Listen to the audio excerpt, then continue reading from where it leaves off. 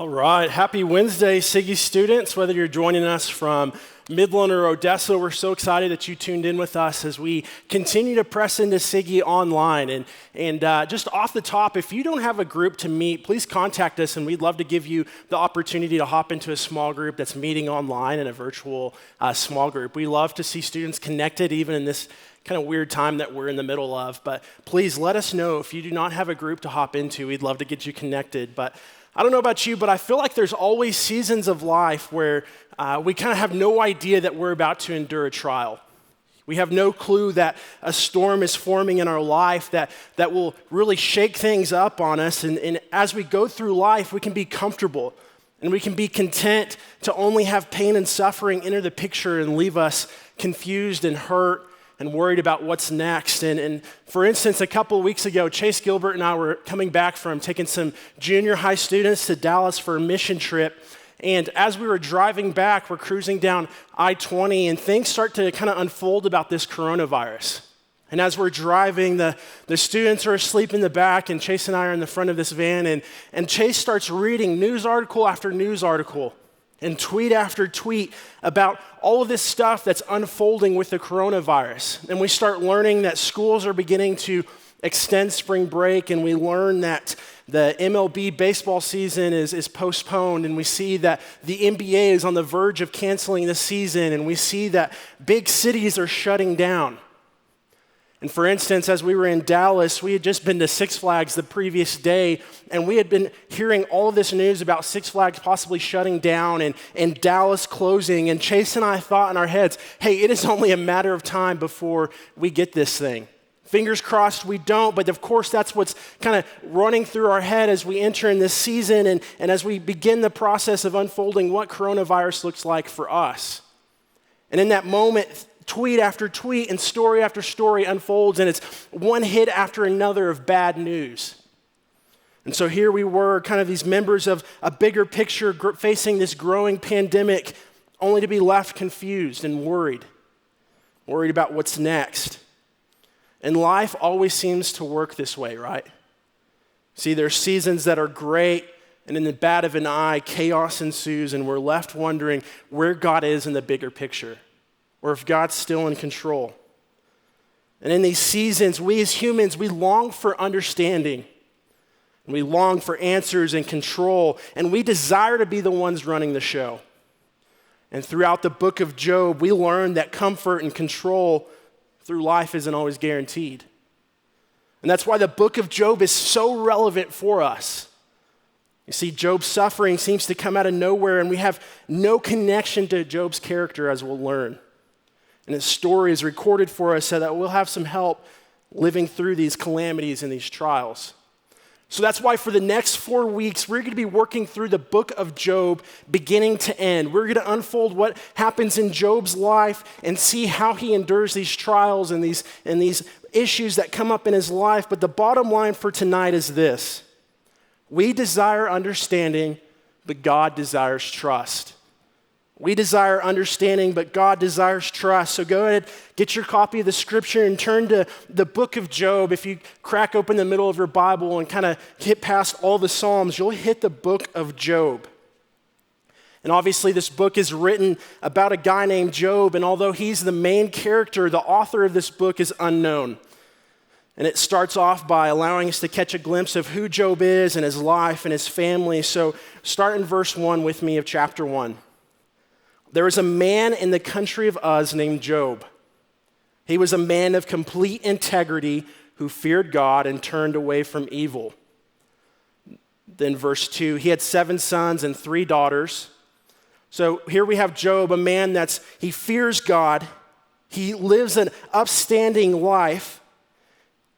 He's blameless. He turns away from evil because he fears God. He pursues right and he avoids evil, and his reputation is blameless. And he has a big family. He's got a wife and 7 sons and 3 daughters. He leads them well, like we'll see in just a second. But in other words, Job had it all. And on the outside looking in, he didn't really deserve what's about to come to him, but we'll see how this unfolds. So let's pick up in verse 3. His estate included 7,000 sheep and goats and 3,000 camels. It included 500 yoke of oxen, 500 female donkeys, and a very large number of servants. And Job was the greatest man among all of the people of the East. So you have to understand that it includes all of his livestock that he owned and his servants, because back in Bible times, this is how we measured wealth. And if you didn't pick up on that, he has thousands and thousands and thousands of animals. So Job was very wealthy. He ran a pretty big business because he also had the servants that were tending to those. And the little rough translation for that, if you kind of total up with the math of all of Job's animals and his servants, he had a net worth of about $56 million. On top of having 10 kids and a wife, he had it all, and he was the greatest man in the East. And then in verse 4 and 5, it kind of gives us an instance of how well Job leads his family. And it basically describes that as they would have these big parties at the older son's house, the next morning Job would get up early and offer a burnt sacrifice to kind of clean the slate on if his kids sinned or not, just making sure that they were in right standing with God. And he leads his family well because he's leading them and he's reflecting what Christ or what God has done in his life. And we see that plays out with his kids as well. Job was a good man. Do you feel the weight of about what's to happen and a man that is seemingly perfect is about to lose it all? Maybe in this season of life you're comfortable. Maybe your family is in good standing. See, you're getting a break from school, summer's coming, or maybe on the opposite end, life for you is terrible right now. Maybe you'd admit that, yeah, you're a little freaked out by the news. You're terrified. Maybe school was your safe place from home. Maybe your parent has just lost a job. And whatever hardship you're going to, the book of Job leans into these moments with us, but we have to be careful not to look for the answer of why things happen to good people. Job isn't going to answer that for us. You see, what Job is going to do is give us the correct response to what happens when bad things enter our life. And when we endure these bad seasons, how do we respond? So what happens to a guy that has it all? In verse 6 through 11, it starts off with this kind of heavenly council where God is with these people in heaven and he's holding this council deal, and this guy named Satan enters the picture. And it starts off with this: one day the sons of God came to present themselves before the Lord, and Satan also came with them. And the Lord asked Satan, "Where have you come from?" "From roaming the earth," said Satan, "walking around on it." And then in verse 8, the Lord said to Satan, "Have you considered my servant Job? No one else is like him on earth. He's a man of perfect integrity who fears God and turns away from evil." Then in verse 9, Satan answered the Lord, "Does Job fear God for nothing? Haven't you placed a hedge around him, his household and everything he owns? You have blessed the work of his hands, and his possessions have increased in the land." And then catch this in verse 11, Satan says, "But stretch out your hand and strike everything he owns, and he will surely curse you to your face." And then in verse 12, the Lord responds, "Everything he owns is in your power. However, do not lay a hand on Job himself." So Satan left the Lord's presence. So you might be kind of chewing through what just happened, and you have to understand that Satan approached the Lord and was saying that he was roaming around on the earth, and God says, "Have you seen my servant Job? He's perfect. There's no one else like him." You might be thinking, well, why does God say, "Hey, Job's perfect, why don't you strike him down?" And Satan responds in this. He says, "Job is only the way he is because you have blessed him greatly." He says he only fears you because you have blessed him and enriched him and given him livestock and a family. And he says, if you strike him down, surely Job will turn on you. And God says, well, go ahead and try it. And so here's an example of kind of just what happened in easier terms. It's like a diamond thief is robbing a jewelry store, right? Maybe he's at the back of the jewelry store and he's about to escape, and the owner catches him, shows up on the scene and says, "What are you doing?" And then the thief kind of answers, he says, just walking around in your store taking diamonds, right? Looking at things. And then the owner says, did you see my most precious diamond in the front? Did you see my most expensive one, the one that I cherish greatly, the one that has a high price on it? That's kind of what just happened, right?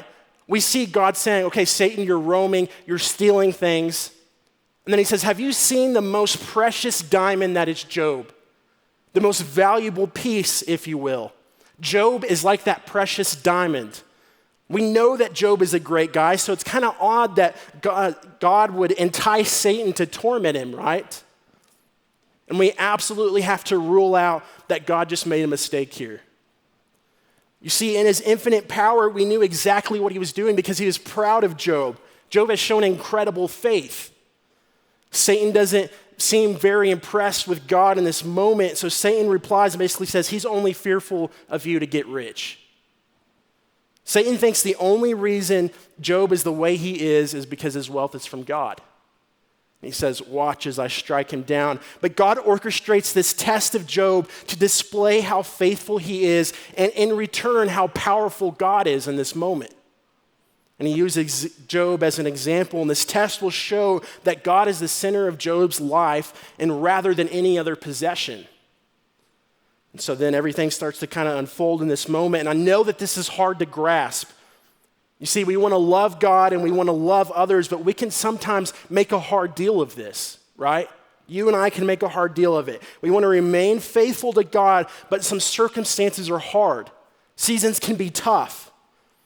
We want to remain faithful, but it quickly becomes situational for us.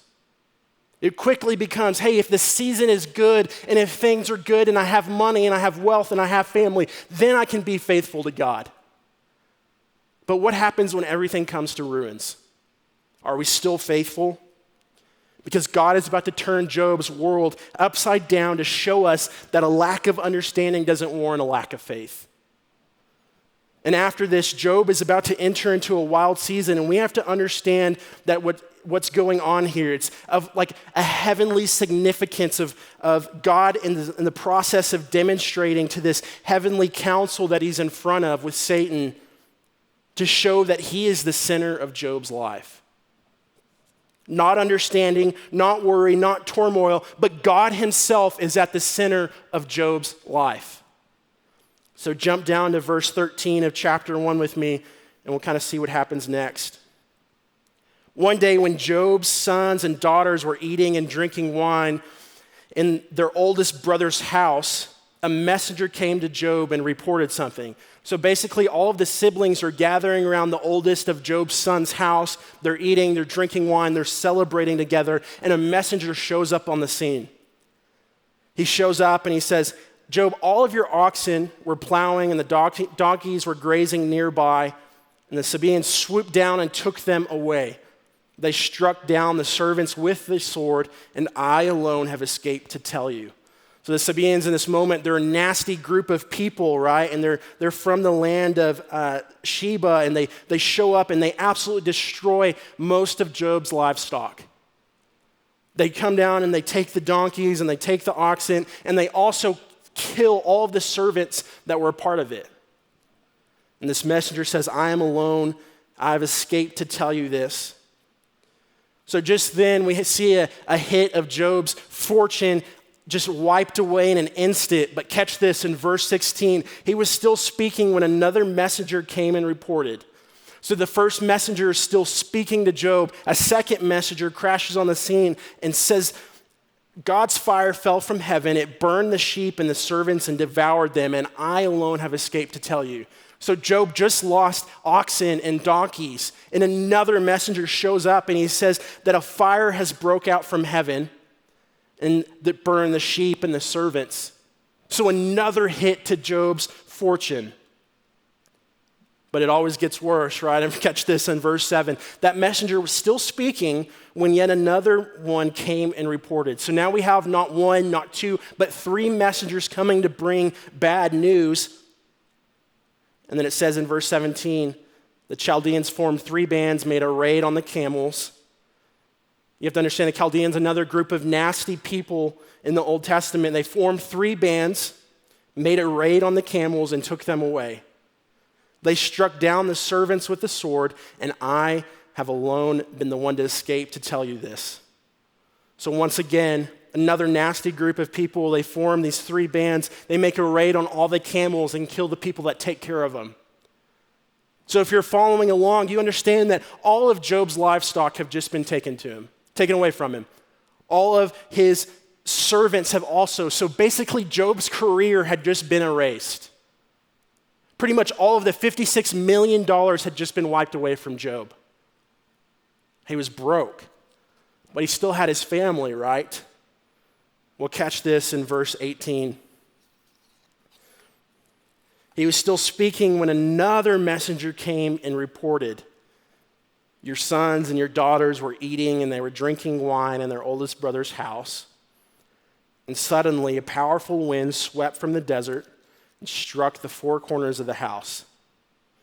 It collapsed on the young people and they all died, and I alone have escaped to tell you. So a lot just happened here, right? Lost all of his fortune, all of his kids wiped away from Job's hand. Basically, a tornado came, collapsed the house that they were standing on, wiped it clean. Every single one of his 10 kids just passed away. All of his livestock wiped away. And it would have been so easy in this moment for Job to be angry at God and to give it all up.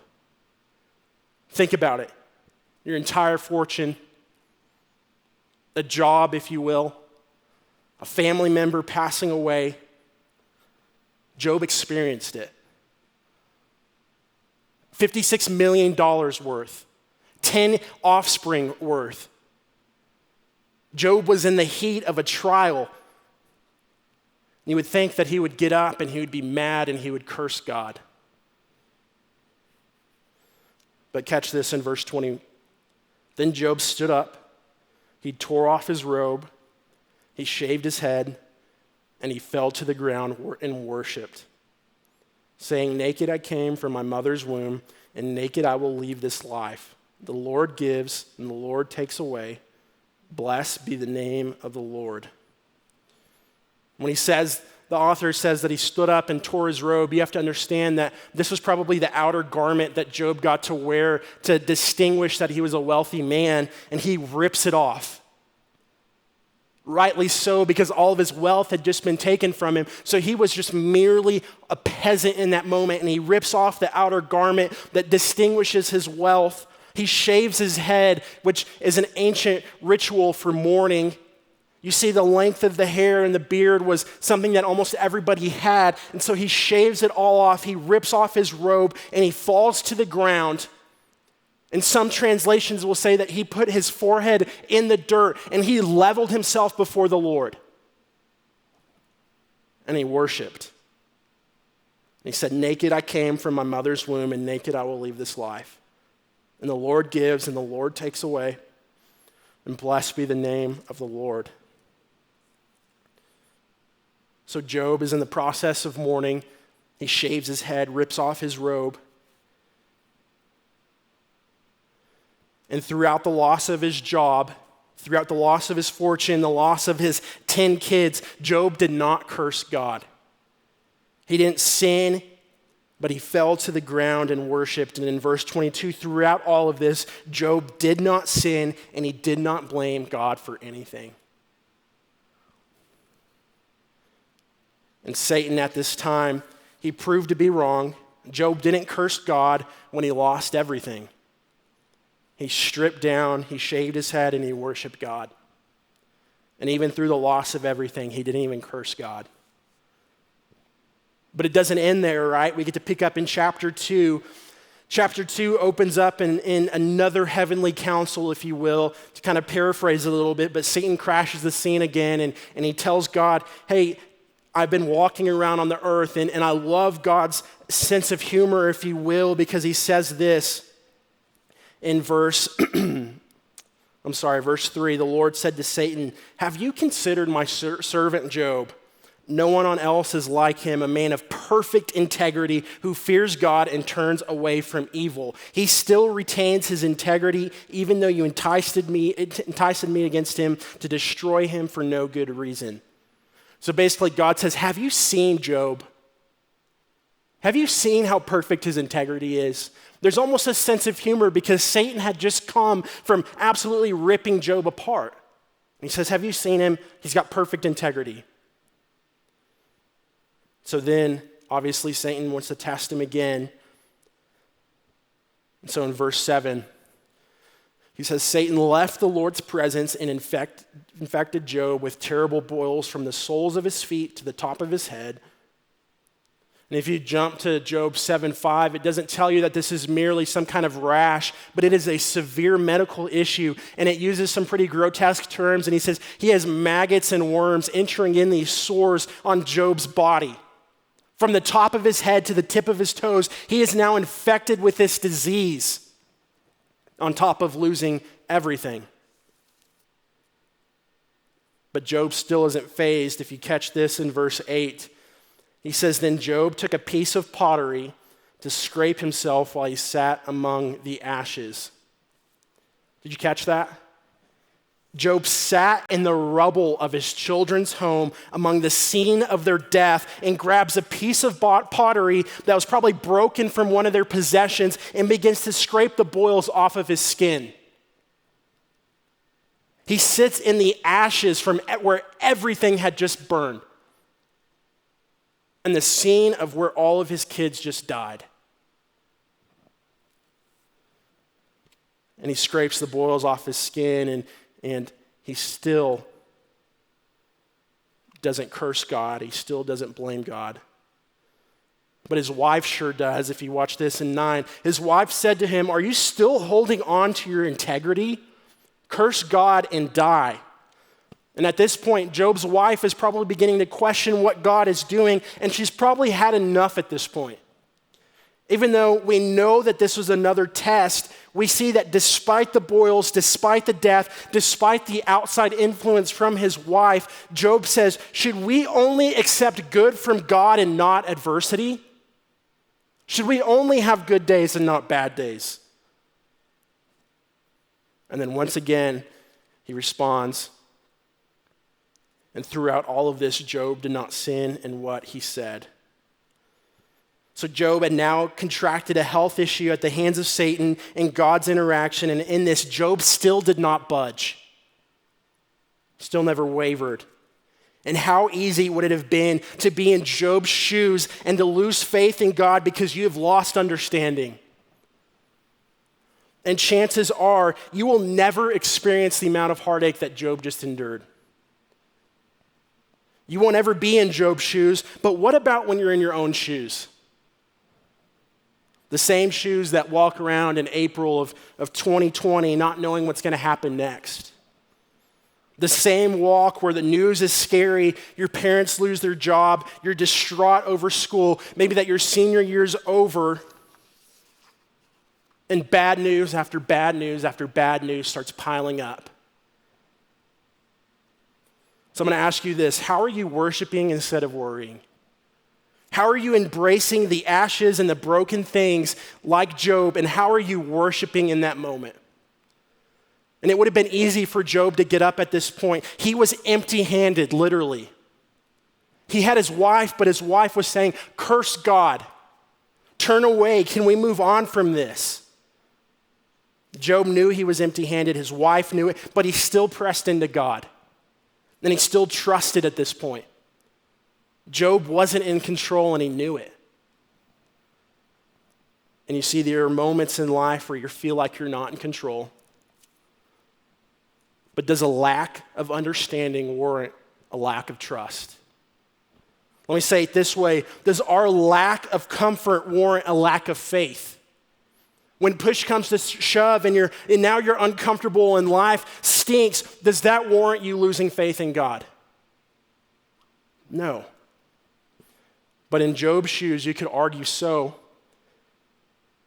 You could even argue that in 2020, in this moment that we are in right now, that life has given you an opportunity not to trust in Jesus.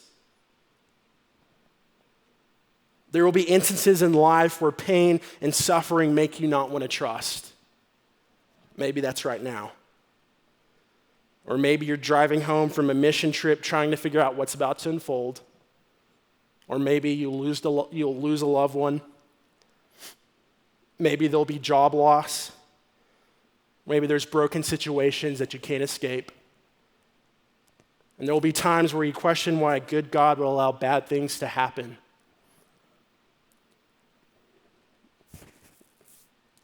But there's a king, and he's still in control, and he's still not forsaken you, and he loves you.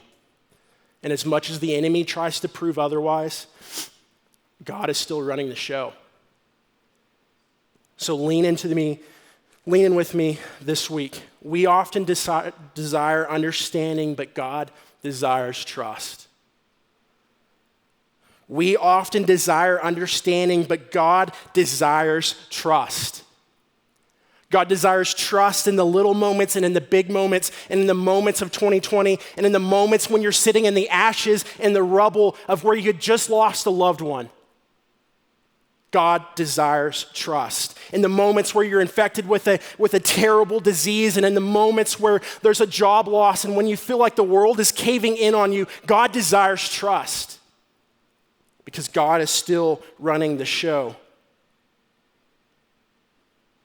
So in the moments where you feel like you don't have understanding and you're not comfortable, what are you doing to sit in the ashes and in the brokenness and in the rubble to worship God?